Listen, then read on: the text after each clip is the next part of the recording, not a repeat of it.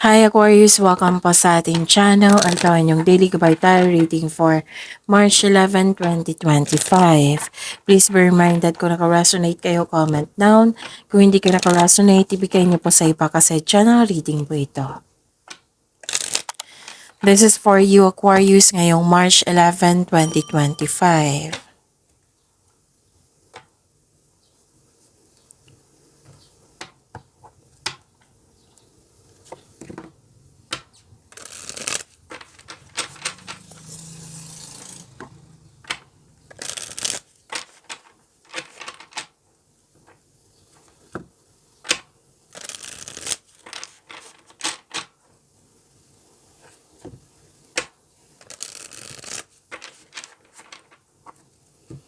This is for you Aquarius ngayong March 11, 2025.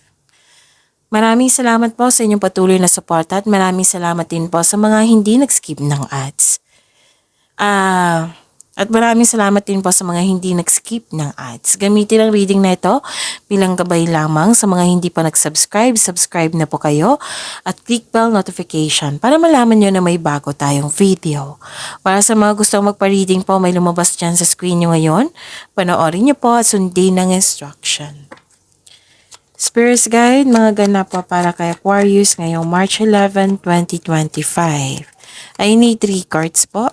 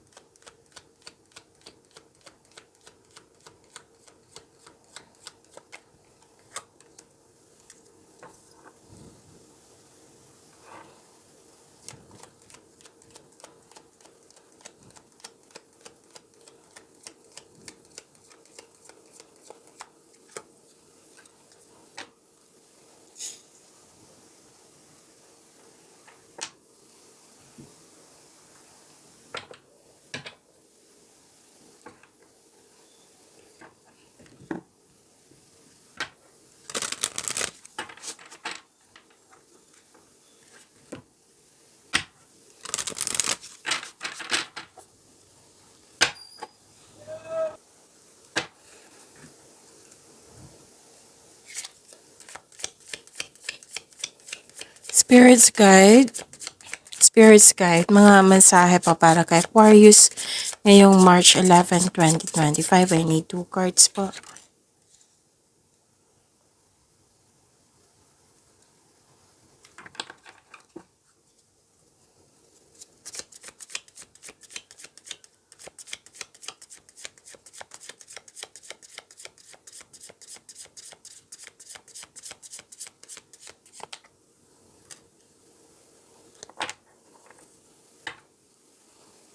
Okay. Aquarius, ngayong March 11, 2025. May nag-observe sa'yo dito. Aquarius. Nag-observe, nag-spy. Pwede din may taong mahilig magmanipula para guluhin ka, guluhin yung plano mo, ideas mo. At may tao dito na yung may balak siyang kunin. So, mag-ingat kayo sa kanya. Okay? And nakita ko dito, you love yourself more. Nagkaroon ng time kayo para sa inyong sarili, para alagaan yung sarili mo. Love is blooming. Yes, nakita ko yung love is blooming dito. Actually, 2 card na po nagsabi dito na love is blooming. Nakita ko dito na may romance, attraction, affection. At wow, abundance. I-claim niyo po itong abundance na ito, Aquarius. Recognition din nakikita ko dito. Pwede naka-receive kayo ng compliment or awards. At nakita ko rin dito naka-receive kayo ng tulong or regalo. Yun. Nakita ko rin dito yung happiness mo. Claim niyo po. Truth. Love your truth authentically. Serenity. Find serenity within your mind and heart. Spirits guide, ano po yung energy ni Aquarius ngayong March 11, 2025? And the clarification of this card po para kay Aquarius.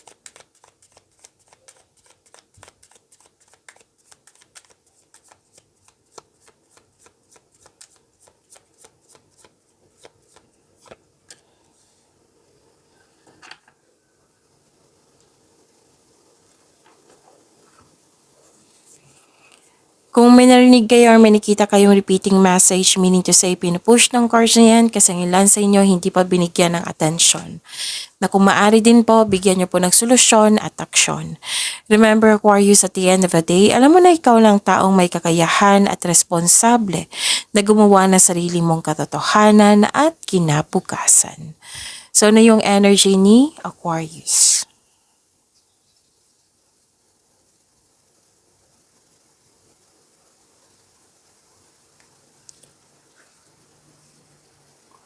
Okay.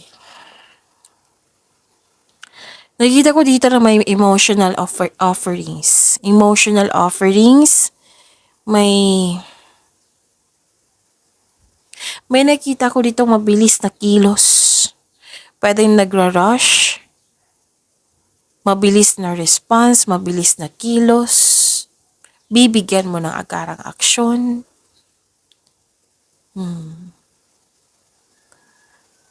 Okay.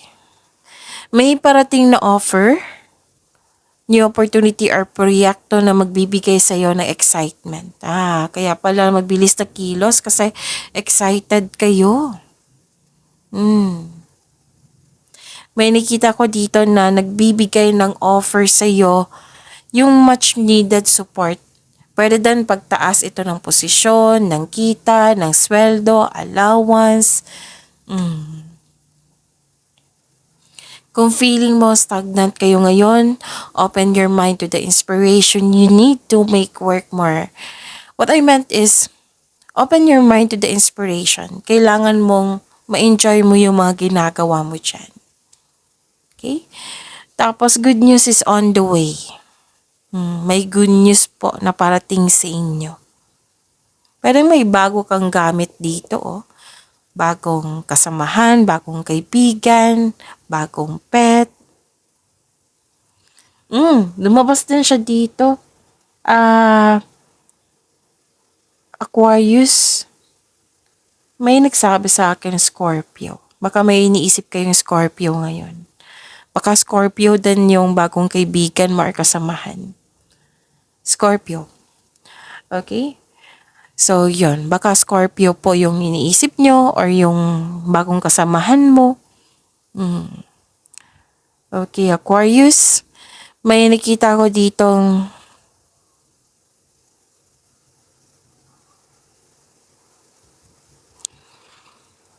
pwedeng sa buhay pag-ibig to eh. Kasi may nakita ko ditong romantikong tao. Okay? May bagong tao na dumating sa inyo. Pwedeng kaibigan, pwedeng sa romance ito. Sabi po ng card, kilalanan niyo po muna. Kasi nakikita ko dito na-attract ka eh. Na mukhang interested ka. Pero ang sabi ng card niyo dito, observe ka muna. Hanggang sa makita mo ang kanyang motibo or intensyon, totoong intensyon. Kasi nakita ko dito hindi siya totoo. Hindi naman sinabi dito na masama siya, pero hindi niya pinapakita ang kanyang tunay na siya. Hindi siya nagsasabi ng totoo sa iyo.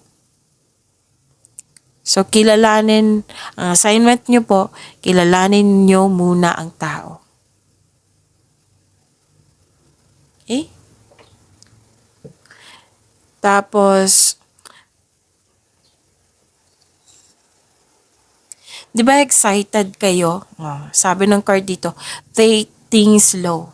Take things slow. Sa mga ginagawa nyo dyan, pwede din sa isang tao na kilalanin nyo muna, take things slow.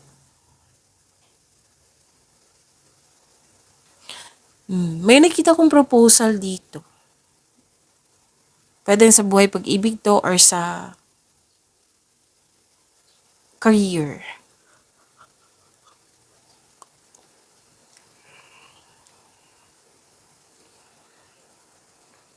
Nakita ko dito na nagkaroon po ng fear of change, nagkaroon ng hesitation, hindi makagawa ng desisyon, or nagmamadali sa paggawa ng desisyon na hindi pinag-isipan kung karapat-dapat ba.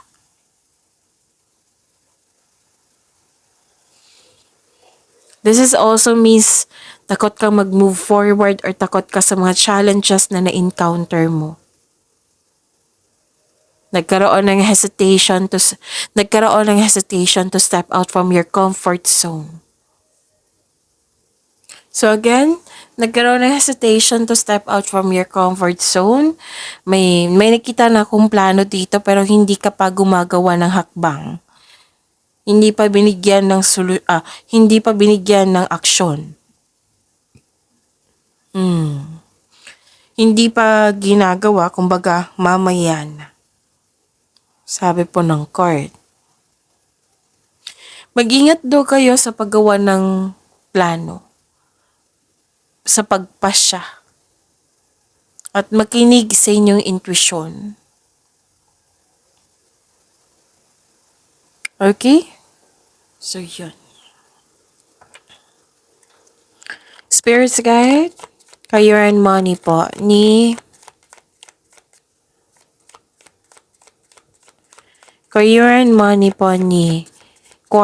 Aquarius ngayong March 11, 2025.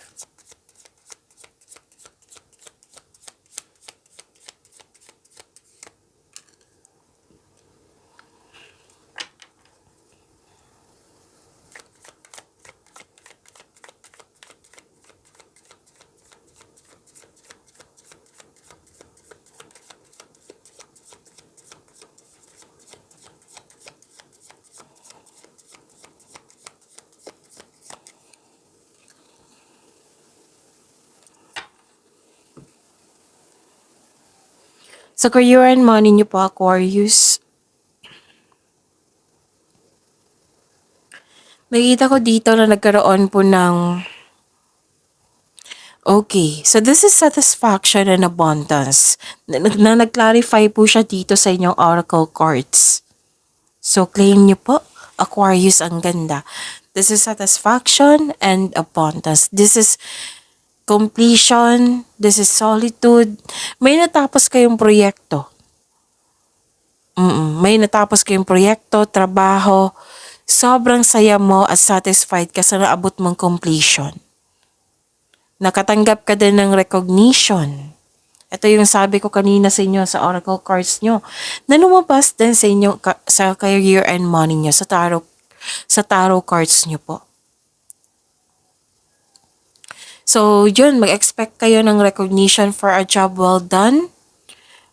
And, wow, promotion, no? Another card na nagsabi na may promotion. Claim nyo po. Tapos, following intuition and honoring your ideas, it will lead you to increase prosperity and abundance. May nakita nga ako ditong hindi okay yung health mo the other day. Tapos now okay na. Recovery. Nakikita ko dito yung your health is improving and you're welcoming overall feelings of happiness and joy, which is nag-clarify talaga dito sa inyong oracle cards, diba? May sinabi akong happiness. Basta po makinig kayo sa inyong intuition, ha? Pinupush ng cards nyo po na makinig kayo sa inyong intuition. So this card signal abundance in all areas of your life. Thankful ka sa mga biyayang natanggap. You have overflowing abundance. Successful and satisfied ka sa iyong buhay. So this card asks you to relax and enjoy. Share your good fortune to others and your generosity will always flow back to you. Ang ganda. Claim nyo, ha? I-claim nyo po ito, Aquarius. Ingat lang po kasi sobrang dami ng ginagawa nyo dito. Oo. Na-burnout kasi kayo dito eh. Okay? Tapos pag kung pagod kayo, magpahinga. After completion nito, after nitong tagumpay, magpahinga kayo. Pero kung nakaramdam na talaga kayo ng pagod, pahinga na. Pahinga muna, take a rest para don't push yourself so hard. Para sa pagbalik mo, ganadong-ganado ka na at magagawa ka na ng solusyon. Hindi ka makagawa ng solusyon dito kasi nga na-drain yung energy nyo, sobrang pagod, na burnout yung sobra sa trabaho, sobrang bigat siguro ng trabaho, sobrang dami ng ginagawa, overwork nakikita ko dito. May concern nga dito sa hindi nagbigay ng halaga. Pero don't worry kasi kitang-kita ko dito yung abundance and successful completion. And you deserve the success. Spirits guide, love life, self-love, partnership and romance ni Aquarius ngayong March 11, 2025.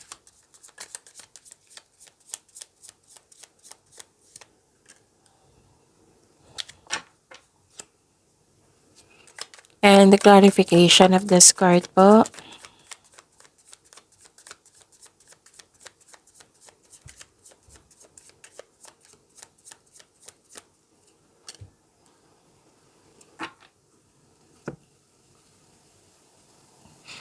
Maraming salamat po sa inyong patuloy na tiwala at suporta sa ating channel. At maraming salamat din po sa mga hindi nag-skip ng ads.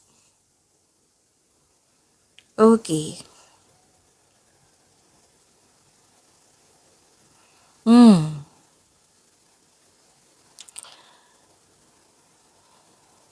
Inability to take an action eh. May concern ka sa immature na tao, nagkaroon ng weakness, napanghinaan ka ng loob. Mag-ingat kayo sa taong manloloko or self-centered na tao. Mag-ingat kayo sa toxic na tao. Or may nakita ko dito matigas ang ulo na ayaw makinig, mahirap kausap. Mabilis siyang mag-react or defensive na tao. Lumabas siya, no? Yung oracle cards nyo na may taong hindi totoo sa'yo, na may taong nag-observe, may gusto siyang kunin sa'yo, yung pasaway, taong pasaway, andito siya.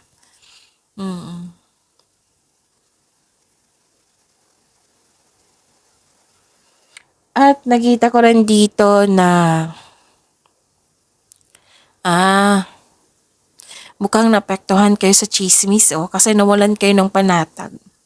Sabi po ng card, alamin nyo muna kung totoo ba yan or hindi bago kayo maniwala. Kasi pagdating ng balita, chinismis sa'yo, naniwala ka kaagad. Hindi ka nag-clarify, totoo ba ito or hindi ka nag-gather ng factual information. Basta naniwala na apektuhan ka eh. Alamin mo muna. Kasi sayang naman yung energy pag hindi naman totoo. Tapos huwag po daw kayo magpadalos-dalos sa paggawa ng desisyon, sa pagpili.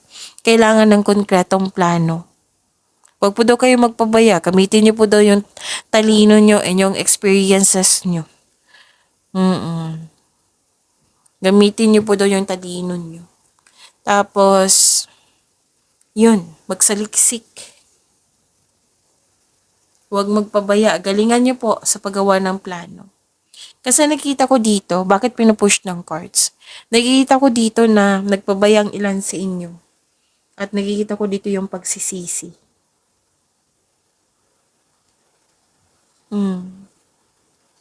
So, yun. Kasi may pagsisisi, right? Kung hindi pa ito nangyari, then magsaliksik kayo. Mag-gather kayo ng factual information. Alamin nyo muna bago kayo gumawa ng desisyon. Wastong plano nga. Kasi kung magkakaroon ka ng konkretong plano, makakagawa ka ng best decision yan and best choices. So yun nga, 2 card na po nagsabi dito na may taong pasaway sa inyo. Oo, sino ba to Aquarius? Taong pasaway po na pwedeng bata pa sa inyo or isang taong kumikilos na parang bata. Yung mas nauna pa yung reklamo niya kaysa bigyan niya ng aksyon. Oo. Like for example lang po ito ha, na inutusan mo sa gawaing bahay yung bunso mong kapatid. O, mas nauna yung reklamo niya kaysa gawin niya na yung oras ng reklamo niya, dapat binigyan na ng aksyon. Mas nauna pa yung reklamo niya po. So, nagbibigay ito ng sakit ng ulo sa inyo. Pwedeng partner nyo to. Oo. Okay? Sobrang busy mo. Maraming iniisip, maraming ginagawa. Okay? Ano pa? So, I think yan na. Pagyamanin niyo po yung blessings na binigay sa inyo, Aquarius. See you tomorrow. Please like, subscribe, and click the button for notification para updated po kayo sa daily tarot reading natin. Maraming salamat.